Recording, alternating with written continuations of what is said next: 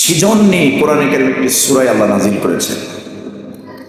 গ্রীষ্ম এবং শীত, গরম এবং ঠান্ডা, এর প্রাদুর্ভাব মক্কায় ছিল। মক্কা নগরীতে এই শীত এবং গ্রীষ্মকে সামনে রেখে মক্কার কুরাইশরা ব্যবসা করতেন। তারা প্রচণ্ড শীতের মধ্যে যদি কোথাও না যেতে পারতেন, সেই প্রোগ্রামগুলি কখন যাবেন কখন করবেন আগের থেকেই ঠিক করে নিতেন। এটা তাদের একটা বিশাল আসক্তি। আল্লাহ পাক বলছেন সূরা কুরাইশের মধ্যে এই তথ্যগুলি আল্লাহ দিয়েছেন যে শীত এবং গরমের মধ্যে মানুষের কাজকর্ম, ব্যবসা বাণিজ্য, এগুলি সব নিয়মতান্ত্রিকভাবে নিজের সহজ হওয়ার জন্য, নিজের স্বাচ্ছন্দ্যতাবোধ, নিজের উপকারার্থে মানুষ এই সময়কে ভাগ করে, বন্টন করে। এই কাজ এই সময় করব, এই সফর এই সময় করব, ঠিক না? আমরা কিন্তু অনেক দূরে সফরে যাই না শীতের সিজনে, যে এত ঠান্ডার মধ্যে কেমনে বের করি। আসলে গাড়ির মধ্যে এরকম ঠান্ডা নাই, ঘরের মধ্যে যেরকম ঠান্ডা। ওইটা যদি হতো তাহলে তো সারা দেশে সফর করতে পারতাম না। কথা বুঝতেছে? তো আমার ওয়াইফ বলে কম্বল নিয়ে রাখেন প্রাইভেট কারের মধ্যে। আমাকে কম্বল নেওয়া লাগবে না, চাদর আছে, তারপরে যে টুপি পরি, কান টুপি, এরপর এই যে জামাপুর থাকে, সব কিছুই তো থাকে আলহামদুলিল্লাহ।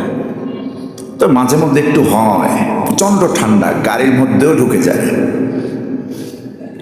তো এই ঠান্ডা যদি অনুভূত না হতো, আল্লাহ পাকের সৃষ্টি, আল্লাহ পাকের ক্ষমতা আমাদের ঈমানকে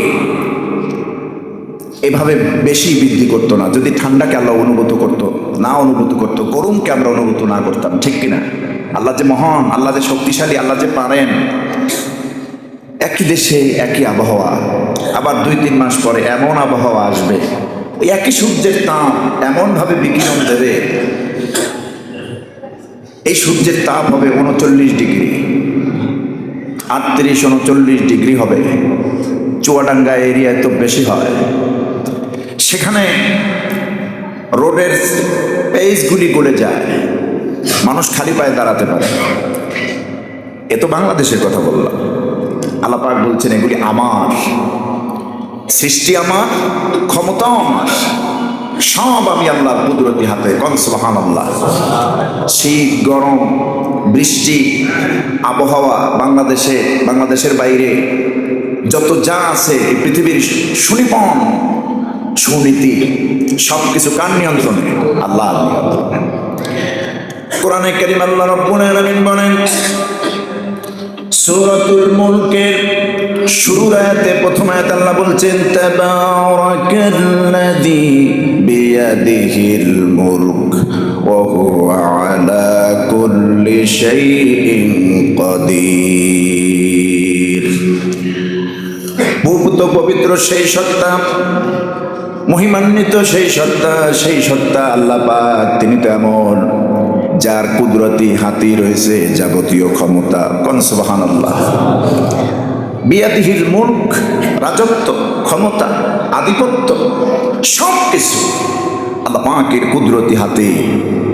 ওয়া হুয়া আলা কুল্লি শাইইন কাদির, আর তিনি তো এমন সত্তা যিনি সব বিষয়ের উপরে ক্ষমতা রাখেন। সুবহানাল্লাহ। শালীন পোশাক পরবা না, পরাইয়া ছাড়বো, ঠিক না? দেখছেন বাংলাদেশে বামপন্থী নারীরা, তারা কিন্তু উল্টোপাল্টা পোশাক পরে এই শীতের সিজনে অন্তত বের হয় না। এতটুকুন জ্ঞান, এতটুকুন উপলব্ধি নাই যে আমার শরীরের সৌন্দর্য আল্লাহ দিয়েছেন, আর আল্লাহ বলেছেন এই সৌন্দর্য ঢেকে রাখার জন্য, পর্দা করার জন্য। সেই সৌন্দর্যকে বাহিরে প্রকাশ করে চুলগুলি একেবারে, কি বলবো এটাকে, চুলগুলি এমনভাবে মেলে রাস্তার মধ্যে হাঁটা চলা করে, প্রত্যেকটা চুলের গোড়ায় যেন শয়তানের বাসা বাঁধে। এই সমস্ত নারীদের এই সমস্ত চলাফেরার কারণে গজব নাজিল হয় আল্লাহর পক্ষ থেকে। আর নারীকে শয়তান চেইন হিসেবে, লিঙ্ক হিসেবে ব্যবহার করে। কথা বুঝতেছেন? শয়তান নারীদেরকে, নারীর ফিতনাকে শয়তান চেইন হিসেবে, লিঙ্ক হিসেবে, ওয়ে হিসেবে ব্যবহার করে। পুরুষকে এতটা ঘায়েল করতে পারে না যতখানি ঘায়েল করতে পারে নারীকে। তার প্রমাণ তো বেহেশত থেকে।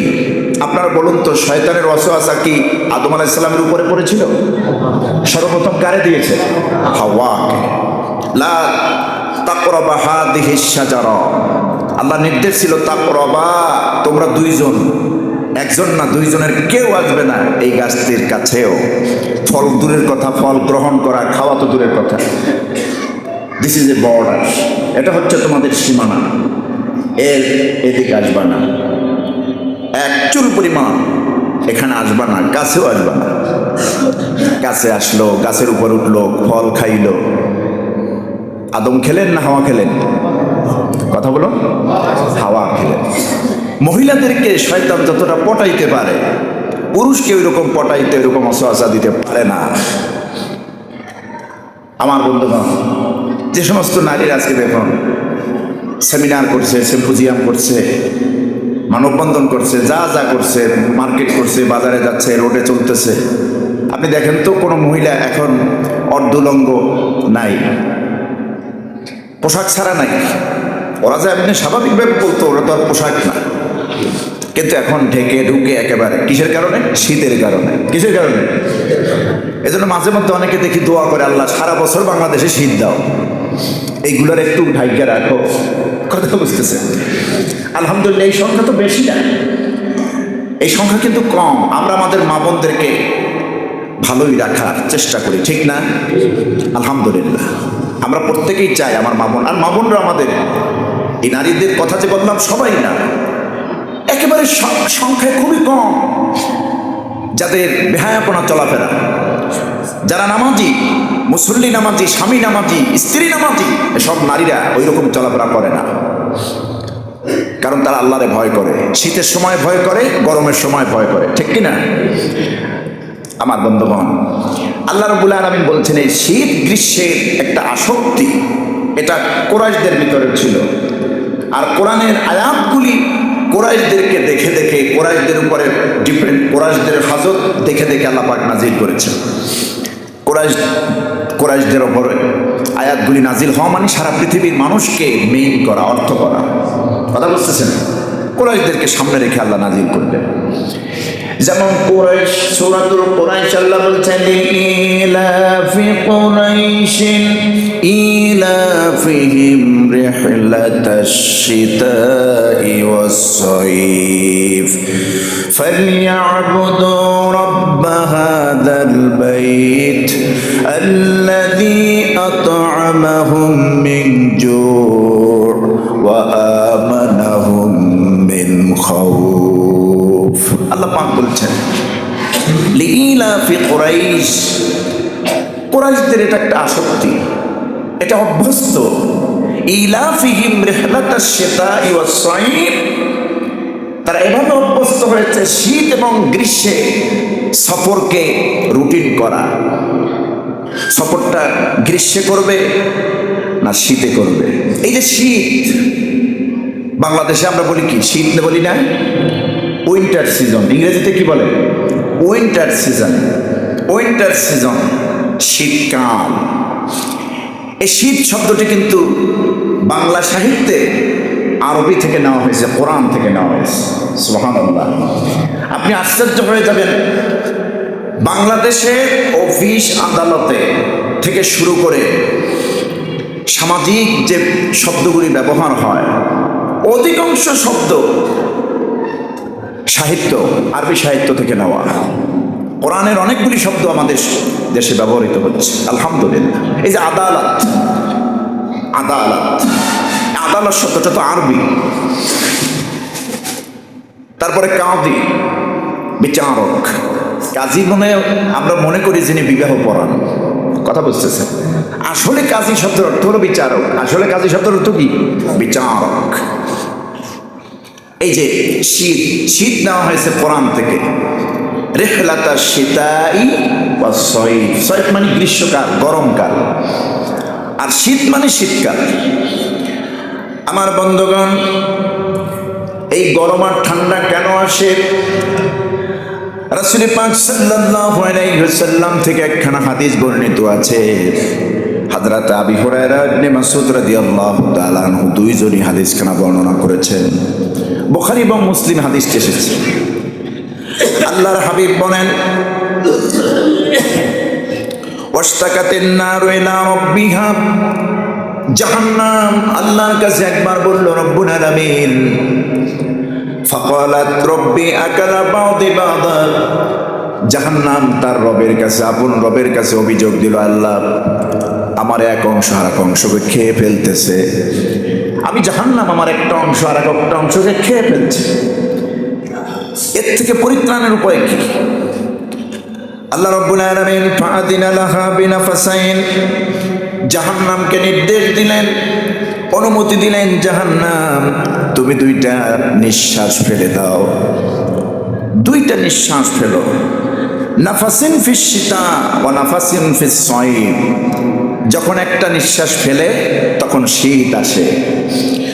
ওয়া নাফাসিন ফিস সয়ফ, আর দ্বিতীয়টি নিঃশ্বাস যখন ফেলে তখন কি আসে?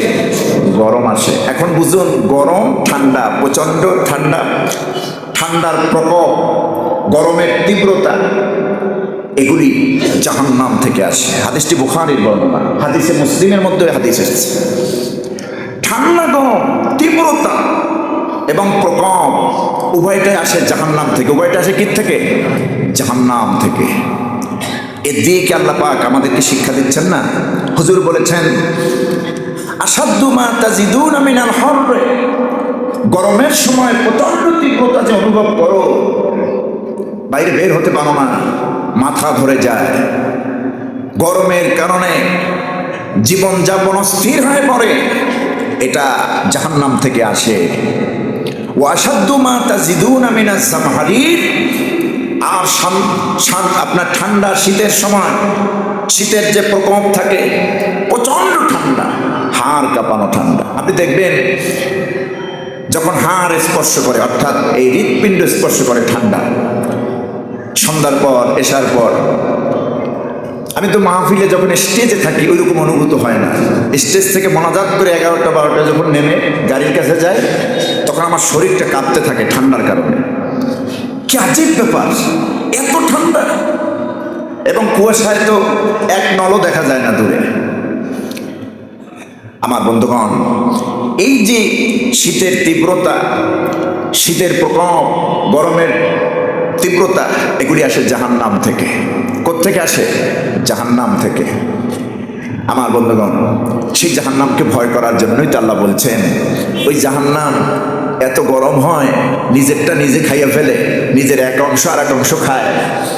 এতেও কি বুঝো না ওই জাহান্নাম কত মারাত্মক জায়গা? আল্লাহ রাব্বুল আলামিন বলেন, তিনি তো তোমাদের এমন রব, সুনিপুণভাবে সব কিছু সৃষ্টি করেছেন, কদ্দারাহু, তার স্তর বিন্যাস করেছেন, কে কোন পজিশনে থাকবে, কোন সৃষ্টির ভারসাম্যতা কিভাবে হবে, এটা পৃথিবীর কোনো মানুষ নির্ধারণ করে নাই, আল্লাহ নির্ধারণ করেছেন। প্রত্যেকটা সৃষ্টিকে আল্লাহ ব্যালেন্স দিয়েছেন, ব্যালেন্স। দেখুন আপনি, ব্যালেন্স দিয়েছেন। বাংলাদেশের যে আবহাওয়া, এই আবহাওয়ায় যদি 5% অর্থাৎ ডিগ্রি হতো সেলসিয়াস তাপমাত্রা, অন্য সব দেশে তো -60 -70 অন। কথা বুঝতেছেন?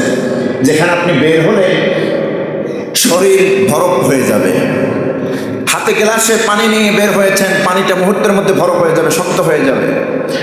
যেই সব এরিয়ার সমুদ্রের পানিগুলি পুরা বরফ হয়ে যায়, এবং ওই এরিয়ায় যত জাহাজ চলে, জাহাজের সামনের থেকে এমনভাবে সৃষ্টি করা, জাহাজের অংশের সামনের অংশটা এমনভাবে তৈরি করা যে শীতকালীন জাহাজ যখন চলবে ওই বরফগুলি যেন কেটে কেটে চলতে পারে, মানে বরফের সাগর।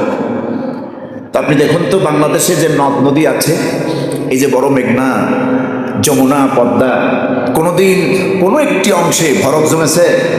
জমেনি। এই জন্যই বলছি যে আল্লাহ পাক বাংলাদেশকে এত এত সুন্দর একটি আবহাওয়া দিয়েছেন। আল্লাহ সৃষ্টি করেছেন, ভারসাম্যতা রক্ষা করেছেন। কোরআনে কারীম আল্লাহ রাব্বুল আলামিন, কোরআনে কারীম আল্লাহ পাক সূরাতুল আরাফের 54 নম্বর আয়াতে তাই বলে দিয়েছেন, তোমাদের রব কেমন শোনো।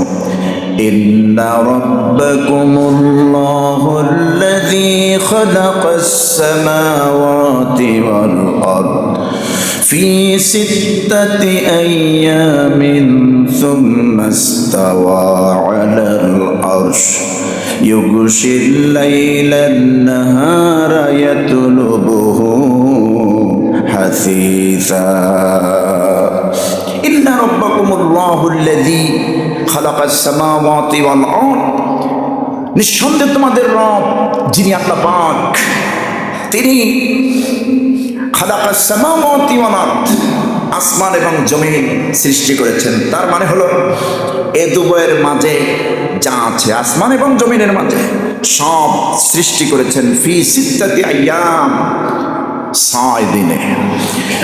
এগুলি সৃষ্টি করলেন 6 দিনে। এরপর আল্লাহ বলছেন সুম্মা ইস্তাওয়া আলাল আরশ, এরপর আল্লাহ পাক আরশে আজিমে, আরশের উপরে তিনি অধিষ্ঠিত হয়েছেন। ইউগশিল লাইলান নাহারা ইয়াতলুবুহু হাসিসা। আল্লাহ পাক বলেন রাতকে, দিনকে রাত ঢেকে রাখে, দিনকে রাত ঢেকে রাখে। এটা আল্লাহর হুকুম। এটা কার হুকুম? ইউগশিল লাইলা, রাত ঢেকে রাখে দিনকে। রাত যখন এসে যায় দিন থাকে না, এটা আল্লাহর সৃষ্টি। ইয়াতলুবুহু হাসিসা, প্রত্যেকে দ্রুত অনুসরণ করে। রাতের সময় শেষ, 1 মিনিট বেশি থাকতে পারবে না। সুবহানাল্লাহ। সঙ্গে সঙ্গে রাত চলে যেতে হবে, দিন এসে গেছে, সূর্যোদয় হবে। সূর্যের আলো দেখা যাক আর না যাক, রাত আর থাকতে পারবে না। হুকুম কার? আল্লাহ পাকের। আল্লাহ পাকের হুকুম। আমরা তো শুধু মানি না আল্লাহরে ঠিক মতো। পৃথিবীর সমস্ত সৃষ্টি আল্লাহর হুকুমটা এইভাবেই মানে। এবার দেখুন চন্দ্র সূর্যের ব্যাপারে আল্লাহর হুকুম কি। والشمس والقمر والنجوم مسخرات بأمره ألا له الخلق والأمر تبارك الله رب العالمين। আল্লাহ পাক বলছেন والشمس والقمر والنجوم, সূর্য চন্দ্র, অন্নজুম তারকারাজি, মুসাখখারাতিন বিআমরিহি, ওই আল্লাহর নির্দেশেই চলতেছে, নিয়োজিত আছে। কার নির্দেশে? আল্লাহর নির্দেশে। আল্লাহর নির্দেশে নিয়োজিত আছে প্রত্যেকটা। সূরা ইয়াসিনে তো আল্লাহ বলছেন লাশ-শামসু ইয়ানবাগি লাহা আন তুদরিকাল কমারা ওয়ালাল-লাইলু সাবিকুন নাহার ওয়া কুল্লুন ফি ফালাকি ইয়াসবাহুন। আল্লাহ পাক বলছেন সূর্য চন্দ্রকে আয়ত্ত করতে পারে না, সূর্য তাকে চন্দ্রকে ওভারটেক করতে পারে না, চন্দ্র সূর্যের লাগাম পায় না। প্রত্যেকেই তার আপন কক্ষে পরিভ্রমণ করতেছে শুধুমাত্র আল্লাহর নির্দেশ পালন করে করে। সুবহানাল্লাহ। অকুল্লুন ফি ফালাকি ইয়াসবাহুন, প্রত্যেকেই তার ফালাকে মানে তার কক্ষপথে, ইয়াসবাহুন মানে সাঁতার কাটতেছে, চলতেছে, যার যার কক্ষে সে অবতরণ করতেছে, চলতেছে। এত ঠান্ডা, এত গরম, এগুলি দিয়েও মানুষের ঈমান আসে না। আবার অনেক মানুষ মনে করে কিয়ামত বুঝি হঠাৎ একটা বিকট আওয়াজ এসেই শেষ হয়ে যাবে, হঠাৎ আসবে। কিয়ামত আসার আগে তো আলামতগুলি আসবে। আগে কি আসবে? আগে আলামতগুলি আসবে। দেখেন না, আলামত তো এসে গেছে। সেদিন গেল রমজান, আবার রমজান এসে গেছে, ঠিক না? আমার তো মনে হলো যে সেদিন তারা বিশ্বাস করছে, এই তো কয়েকদিন আগে তারা বিশ্বাস করছে। সময়ের সংকীর্ণতা, লম্বা সময় ছোট হয়ে আসবে, লম্বা সময় ছোট হয়ে আসবে। বছর হবে মাসের মতো, মাস হবে দিনের মতো, দিন হবে ঘন্টার মতো। আমার কাছে তো তাই মনে হচ্ছে। আমি 1 মাস পরে গত জুমায় বাড়িতে মানে বরিশালে গেছি আমার মেয়েটার কাছে। তা আমার মনে হচ্ছে যে 1 মাস ওইরকম বেশি টাইম লাগে না। আবার গেলাম যে 2 দিন প্রোগ্রাম ছিল বরিশালে, 2 দিন থাকলাম, ছিলাম 1 দিন, কিন্তু মনে হচ্ছে যে একটা দিন আমার মেয়ের কাছে আমি 1 ঘন্টা থাকছি। কোথা থেকে সময় ফুরিয়ে গেল পাইলাম না। তো ওই হাদিসের উপর আমার খেয়াল আসলো যে আসলে সময় কমে আসছে, সময় সংকীর্ণ হয়ে আসছে, সময়ের বরকত পাওয়া যাবে না। কিয়ামতের একটা অন্যতম আলামত হচ্ছে সময় সংকীর্ণ হয়ে আসবে, ছোট হয়ে আসবে। দিন হবে ঘন্টার মতো, মাস হবে দিনের মতো, বছর হবে মাসের মতো। তাই হচ্ছে না ভাই? তাই হচ্ছে। আল্লাহ বলছেন তোমরা কি অপেক্ষা আছো? বিরাট এক আকস্মিক শক্তি এসে কিয়ামত ঘটায় দেবে। সূরা মুহাম্মাদের 18 নম্বর আয়াত আল্লাহ বলেন, ফাহাল ইয়ানজুরুনা ইল্লা সাআতা আন তা'তিয়াহুম বাগতাতান ফাকাদ জাআ আশরাতুহা। তারা কি এই অপেক্ষায় আছে ইল্লা সাআতা আন তা'তিয়াহুম বাগতাতা, যে একটা আকস্মিকভাবে কিয়ামত এসে যাবে, হঠাৎ করে কিয়ামত এসে যাবে? বিষয়টা এমন নয়। কিয়ামতের আলামত আসবে, ফাকাদ জাআ আশরাতুহা। এই কিয়ামতের শর্তগুলি, আলামতগুলি তো অনেকটা এসেই গিয়েছে। এসে গিয়েছে না? এসে গিয়েছে। অযোগ্য লোকগুলি যোগ্যর চেয়ারে বসবে। কথা বুঝতেছেন? অযোগ্য লোকগুলি যোগ্যর চেয়ারে বসবে। তারপরে জালেমরা, তারপরে এই সব লোকগুলি নীতিবানের মতো কথা বলবে। তো অনেকগুলি আলামত তো এসে গেছে। আলামতের সগরার যে পয়েন্টগুলি অনেকগুলি এসে গেছে। এলম আল্লাহ উঠাই নেবেন কিয়ামতের আগে। এলেম উঠাই নেবেন মানে আলেমদের মৃত্যুর মাধ্যমে। এখন বাংলাদেশে, আমি বাংলাদেশের কথাই বলি, অন্য দেশের কথা না, খুব কম আলেম তৈরি হচ্ছে। মাহের আলেম তৈরি হচ্ছে খুব কম সংখ্যক। এলেম যে ওস্তাদরা দিবেন ওই রকম পাত্র পান না। এলেমটা যে ঢেলে দিবেন ওইরকম স্টুডেন্ট পাচ্ছেন না। আমাদের আমলই তো দেখেছি, অনেক স্টুডেন্ট, অনেক ছাত্র শুধু নোট করে নিত, শুধু খাতার মধ্যে, মেমোরিতেও নিত না, ওইরকম না। তাদের চিন্তা ফেকের ছিল অন্য সিস্টেমে। কিতাবের যে ইবারত পড়া, ইলমি মাহারাত অর্জন করা, কিতাবের একটা পাণ্ডিত্য অর্জন করা, এই খুলুসিয়াত, এই নিয়াত অনেক ছাত্রের মধ্যে নাই। আলেম যে তৈরি হয় না এটা বলি না, আলেম হচ্ছে বাংলাদেশে, কওমি অঙ্গনে হচ্ছে, আলিয়া অঙ্গনে হচ্ছে, আলহামদুলিল্লাহ। এখনো মূল কিতাবগুলি পড়ানো হচ্ছে, কিন্তু আগের যে একটা ইলম অর্জন করার পিপাসা, এইটা এখন আর নাই, এটা কমে গেছে। আগের ছাত্ররা, আমাদের ওস্তাদরা আমাদের ক্লাসে বলেছেন 1 মাইল না 7 মাইল হেঁটে গিয়েছি একটা কিতাব নিয়ে, এরকম কাদের উপর ভর করে, একটা ইবারত শুদ্ধ করে পড়ার জন্য, একটা মাসালা বোঝার জন্য ওস্তাদের কাছে গিয়েছে। এই মেহনত কি এখন করতে চায় না। No pains no gains. কষ্ট নাই, অর্জন নাই। আপনি কষ্ট করবেন, অর্জন করবেন। আমার যেমন এখন যে আপনার ভোগ বিলাসিতা, এখন যে আল্লাহ পাক ভালো যেটুকু রেখেছেন, এই ভালোটা যদি আমার ছাত্র জীবনে থাকতো, আমি এই পর্যায়ে আসতে পারতাম না, আল্লাহর কসম। স্টুডেন্ট লাইফে যত শান্তি দিবেন, অত বেশি অর্জনের রাস্তা থেকে সরে আসবে। যেই ছাত্ররা কষ্ট করে, না খেয়ে মাদ্রাসায় যায়, ইউনিভার্সিটিতে যায়, ওই ছেলেরাই একদিন সফলতার চূড়ান্ত পর্যায়ে পৌঁছে যায়। ঠিক কিনা? আপনি আপনার ছেলের ঘরে এসি দিলেন, আপনার ঘরের ছেলের ঘরে কি না আছে, এত শান্তি পাইয়া ওই ছেলে কি এর জন্য কষ্ট করবে, পড়াশোনা করবে। খুব কম ছেলেরাই এরকম সফলতার সর্বোচ্চ পর্যায়ে পৌঁছায়, কারণ ওদের মধ্যে তো ওই জাতীয় কোনো ত্যাগ নাই, ওই জাতীয় কোনো অভাব নাই। খবর নিয়ে দেখেন, এসপি, ডিসি, এসপি যারা আছে, মাদ্রাসার প্রিন্সিপাল আছে, মুহাদ্দিস আছে, প্রত্যেকের জীবন লাইফস্টাইল খুঁজে দেখুন, ব্যাকগ্রাউন্ড খুঁজে দেখুন, অভাবে জর্জরিত। আর আমার এই ছোট্ট জীবনটাই তো দেখেছি, ছোট্ট জীবন দেখেছি, দাখিল পাস করেছি, ফর্ম ফিল আপের টাকা নাই। আমার বড় ভাই তিনি আমার পড়াশোনা দাখিল পর্যন্ত চূড়ান্তভাবে সেই করাইছে, ফর্ম ফিল আপ। তখন তার বেতন ছিল 2-2.5 টাকা, সেখান থেকে 1,500 টাকা ফর্ম ফিল আপ। 2005-এর কথা বলছি। বই কেনার মতো এবিলিটি নাই। আর এখন তো বই, নোট, গাইড, বুক, 14 গোষ্ঠী যা আছে, ছেলে বলতে দেরি, কিনতে দেরি না। কথা কি ভুল বললাম? যেটা আমি বাস্তবে হচ্ছে এগুলি বলতেছি, কিন্তু ওই রকম রুহানিয়াত, ওই রকম এলমি মাহারাত হাসিল হয় না আমার বন্ধুগণ। এই জন্য আমি বলবো ছেলেদেরকে, সন্তানদেরকে একটু অভাব শিখান, একেবারে বেগয়ের হিসাব দিয়েন না।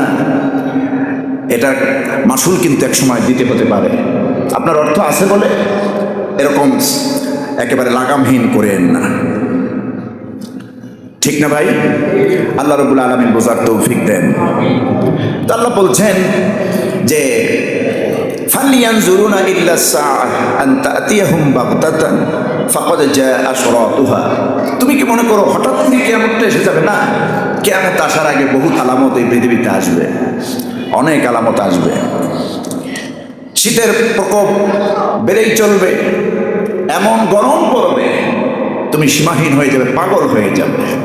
কারণ পৃথিবী যে একটা সৃষ্টির অবস্থান, এর থেকে আস্তে আস্তে সরে আসবে। সময়ের গতিকে আল্লাহ পাক এদিক সেদিক করে দিবেন, তাই তো হচ্ছে। এই মাত্র সামান্য একটু ঠান্ডা, 9, 10, 11, 12 ডিগ্রি, এর নিচে তো আর বাংলাদেশে নামে না। এই যদি হয় তাপমাত্রা, এটি খবর নিয়ে দেখেন। এখন যদি মুসল্লিদেরকে আমি প্রশ্ন করি কয়েকজনে গোসল করে আসেন না, একটু বলেন তো। আমি যদিও বলবো না, যদিও আমি করে আসছি, কারণ কষ্ট হলেও করে আসছি। জুমার দিন গোসল করা কি সুন্নাহ, ঈদের দিন গোসল করা কি সুন্নাহ। তো এই যে সুন্নাহটা অন্তত যেন জিন্দা হয়, এজন্য কষ্ট হলেও আমার গোসল না করলেও জুমা পড়ালে অসুবিধা ছিল না, জরুরত ছিল না, শরিয়ত আমাকে চাপ দেয় না। কিন্তু চিন্তা করলাম একটা সুন্নাহ, আমি তো একটা ক্ষতি, আমার যদি একটু কষ্ট হয় আল্লাহ আমাকে পোষায়া দিবেন। আমি বিনা গোসল করবার, পানি তো ঘর বরফ, যখন এসে একটু মুখে দিয়েছি পানি, এক ফোঁটা মুখের ভিতরে দাঁতের মধ্যেই ঘোরাফেরা করতেছে, পেটের কাছে যাইতে চায় না। কথা বুঝতেছেন? মনে হচ্ছে যেন ফ্রিজ। ওই যে গত সপ্তাহে আমি যখন আমার শ্বশুর এলাকায় নদীতে যখন উজু করতে নামলাম ঘাটে, তখন একজনে বলছে, আমি দূর থেকে শুনি আর হাসি, বলতেছে যে এই খালের মধ্যে কে ফ্রিজ রাখলো? কথা বুঝতেছে? এই খালের মধ্যে আবার ফ্রিজটা রাখলো কে? অর্থাৎ খালের পানিগুলি এত ঠান্ডা। কথা বুঝতেছে? এই তাপ, এই শীত, এই গরম, এগুলি কার? আল্লাহর পক্ষ থেকে। এগুলির প্রতি ঈমান আনতে হবে। বেশি বেশি তাহাজ্জুদ করবেন। সেই সন্ধ্যা হয় 5:30টায়, ফজর হয় 6টার পর, ঠিক না? 13 থেকে 12:30 থেকে 13 ঘন্টা, 4-5 ঘন্টা ঘুমান, আর গভীর রাতে একটু ওঠেন, একটু তাহাজ্জুদ করেন, সম্ভব হলে একটু নফল রোজা রাখেন। আল্লাহ পাক আমাদেরকে বুঝার তৌফিক দেন। আমিন। হাদা মা ইনদি ওয়াল ইলমু ইনদাল্লাহ আলাইহি তাওয়াক্কালতু ইলাইহি।